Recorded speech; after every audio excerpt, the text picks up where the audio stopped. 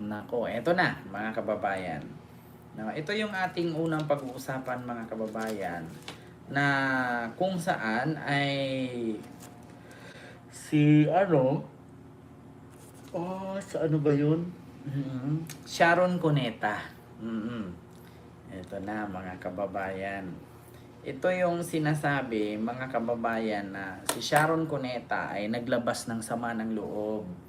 No, kaya pala mga kababayan, kada na lang eleksyon, laging pinapatamaan ni Sharon itong si Sara. At sabi nga ni Sharon kamakailan lang, no, nakaraang araw yata, na last week yata yon, na sabi kay PBBM na mali your BP choice, no.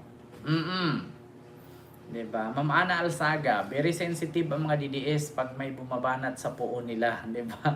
Oo, Ma'am Arcile, ayun, may love shout out po. Ganun talaga, mga kababayan. Like po kayo, mga kababayan. So ito na nga, mga kababayan, kaya pala sa mga nagsabi, dahil ba si Kiko ay Vice President at si Sara ay Vice President at pareho nga itong si Kiko at si Sara ang kandidato bilang Vice President noong 2022, kaya ba ay gano'n na lang si Sharon kung mag-react? Kaya ba ay gano'n na lang si Sharon kung magbuelta or bumanat kay Sara? May rason pala, mga kababayan. Kasi ganito po yan. Bago natin tatalakayin itong kwento, mga kababayan, ni Sharon Cuneta patungkol sa galit niya kay Sara Duterte. Kung kayo po ba sa sitwasyon ni Sharon, mga kababayan, matatawa ba kayo o magagalit? Mamaya, sagutin niyo yan pagkatapos ng ating babasahing article. Ito po mga kababayan, meron po ditong isang article sa news, no? Ito po ang nakasaad dito, mga kababayan. Ayan. Ito po ay mula sa Unofficial Bato Solid Supporters. Ayan, ito po, Unofficial Bato Solid Supporters ang nag-post, mga kababayan, patungkol kay Sharon. Ngayon, kung kayo ang nasa sitwasyon ni Sharon, matatawa ba kayo? Ito po mga kababayan, nakalagay dito, Sharon Cuneta. Ayan, basahin ko lang ha. Sharon Cuneta naglabas ng sama ng loob, no, kay Sara Duterte at sa mga Duterte. Bakit? Kaya pala mga kababayan, laging si Sharon may patama kay Sara at sa mga Duterte. Ibinahagi ng singer na si megastar Sharon Cuneta ang kaniyang sama ng loob sa mga Duterte, lalong na kay Sara Duterte na nag-ugat sa umano'y ginawang pambatikos ng mga DDS sa kaniyang pamilya. Naglabas siya ng sama ng loob, mga kababayan. Sa isang pahayag, sinabi ni megastar Sharon Cuneta na kasama rin sa kanya ang kinasasama ng loob ay ang tila pagtataksil ng mga Duterte at kay Sara Duterte sa kanila noong tumakbo ang kapatid ng singer na si megastar Sharon Cuneta, no, ang kapatid niyang si Chet Cuneta sa pagkaalkalde. Ayan. Kaya naman pala mga kababayan, no, bakit nga ba bukod sa pagbabatikos ng mga DDS na hindi naman nila alam kung bakit gano'n na lang si Sharon kung bumira kay Sara, kasi nga may rason. Diba? Ang ito naman mga DDS, mga kababayan, walang kamuwang-muwang, walang kaalam-alam, bigla nilang binatiko si Sharon dahil sa sinabing mali your BP choice, no? Let's move on. Sabi kay PBBM. So ang sabi dito, sa isang pahayag, sinabi ni megastar Sharon Cuneta na kasama rin sa kaniyang kinasama ng loob ay ang tila pagtaksil ng mga Duterte at ni Sara Duterte sa kanila noong tumakbo ang kapatid ng singer na si megastar Sharon Cuneta, ang kapatid niyang si Chet Cuneta sa pagkaalkalde. Ayon kay Sharon Cuneta, mismong ang mga Duterte ang naghimok sa kaniyang kapatid na tumakbo sa pagkaalkalde sa Pasay. Si Digong, si Sara ang naghimok kay Chet Cuneta na kapatid ni Sharon Cuneta na patakbuhin bilang mayor si Chet Cuneta sa Pasay. Alkalde, mayor, sa Pasay. Ngunit nagulat na lamang umano sila noong suportahan ni Vice President Sara Duterte ang kalaban ng kapatid ni Sharon na si Emil Calixto Rubiano. Ayan. Kaya naman pala mga kababayan.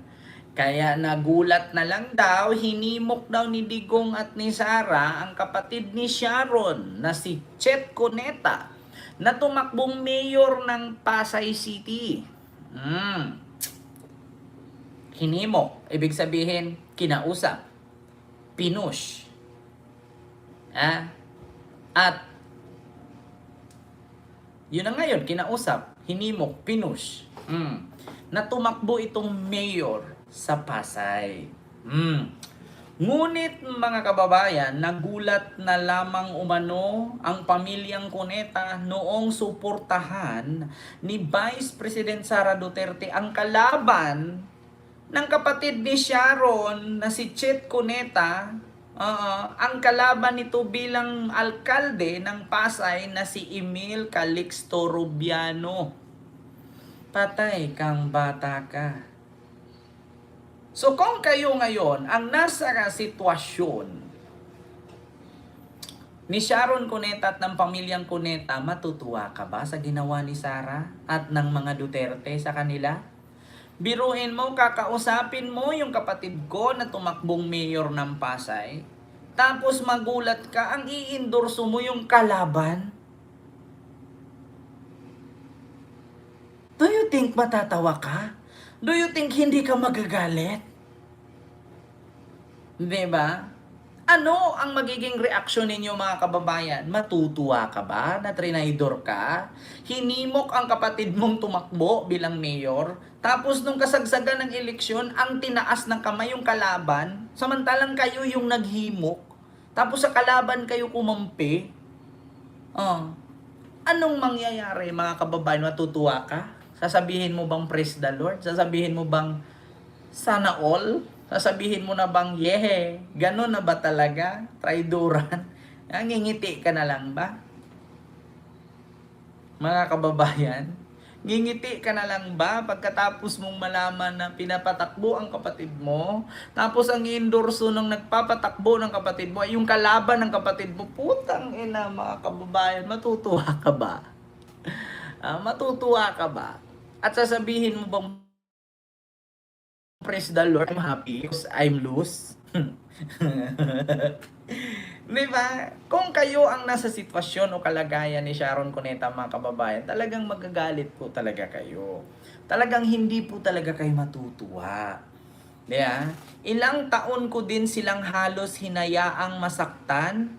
Diba? Habang pinapagtanggol ko pa ng pilit si Tatay Digong.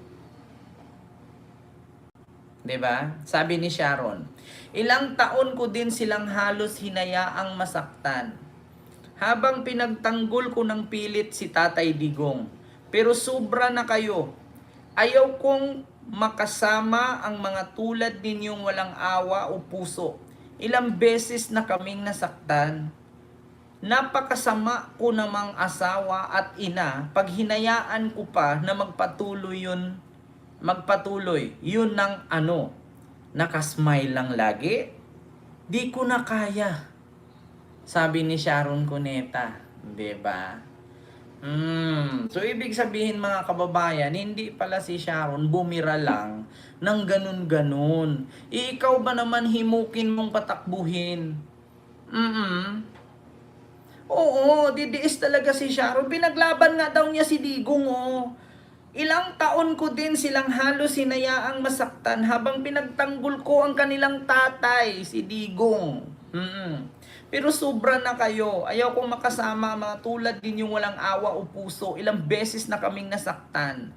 Napakasama ko naman na asawa at ina. Pag hinayaan ko pang magpatuloy yung nakasmile lang lagi, hindi ko na kaya.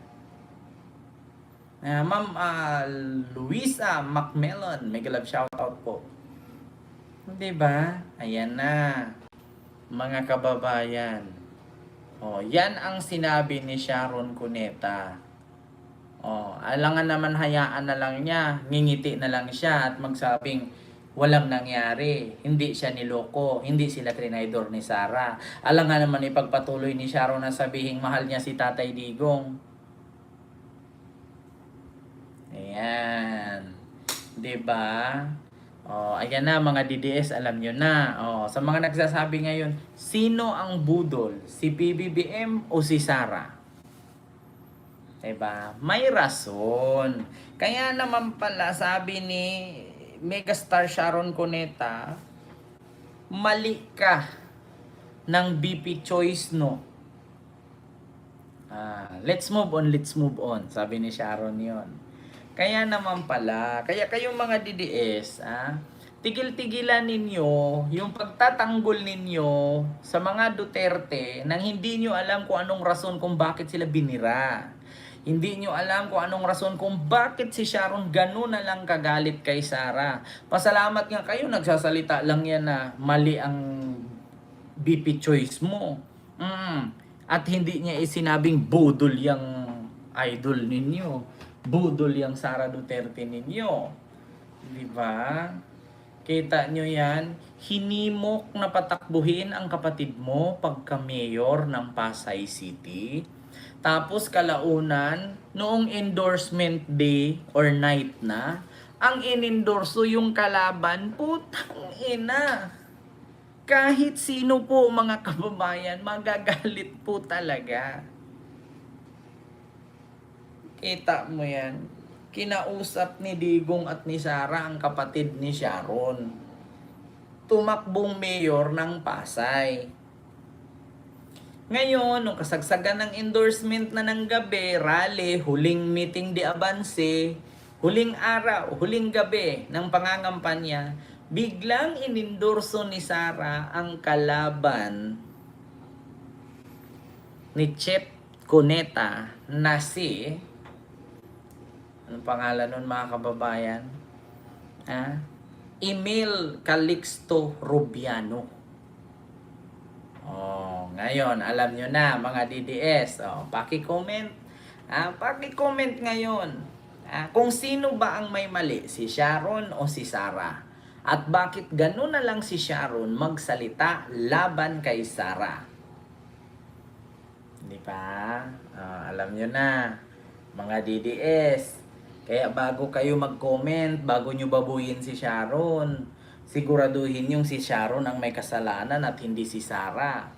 Kasi sa mga binulgar ni Sharon ngayon, trinidor siya ni Sarah at ng pamilyang Duterte.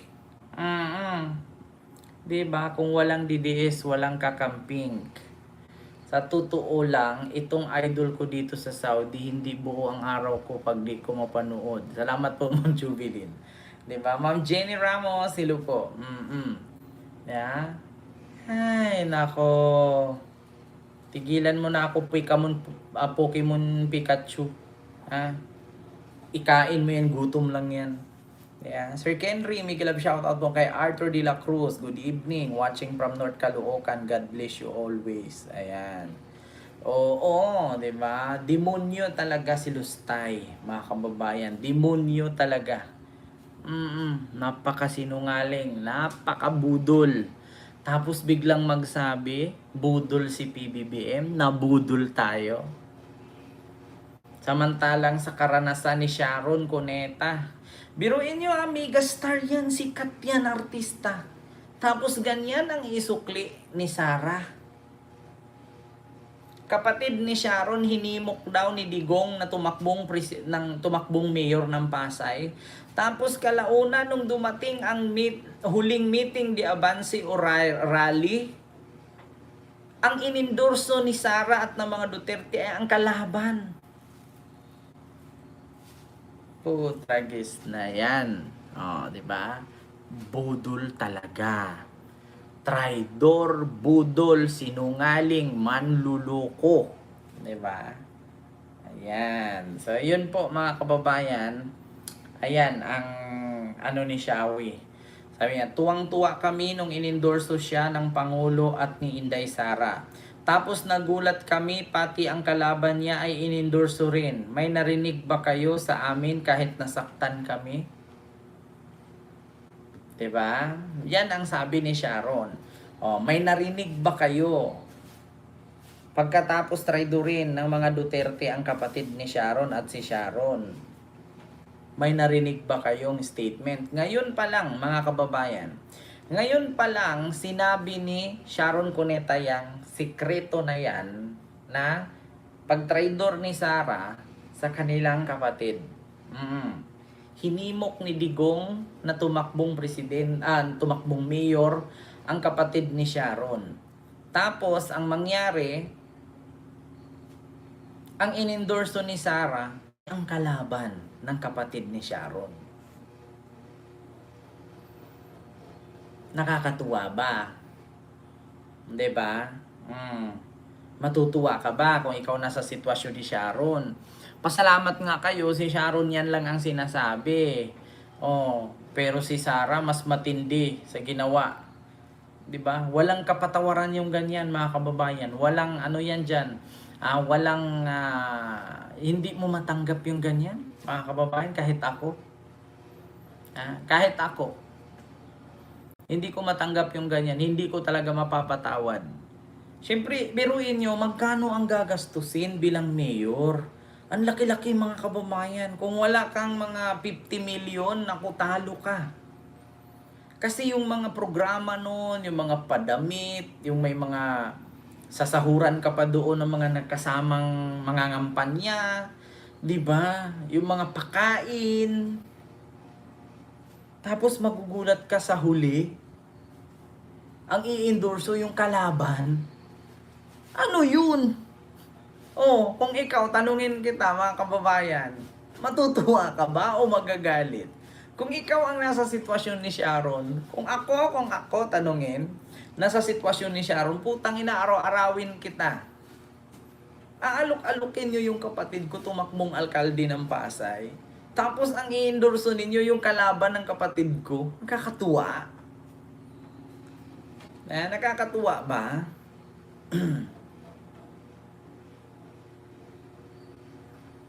Kita nyo yan, mga kababayan?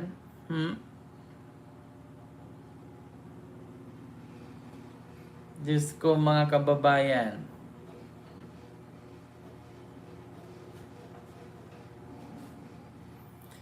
Ay, Diyos ko. Kaya, yun po yung ating reaksyon, mga kababayan, patungkol dyan kay Sharon.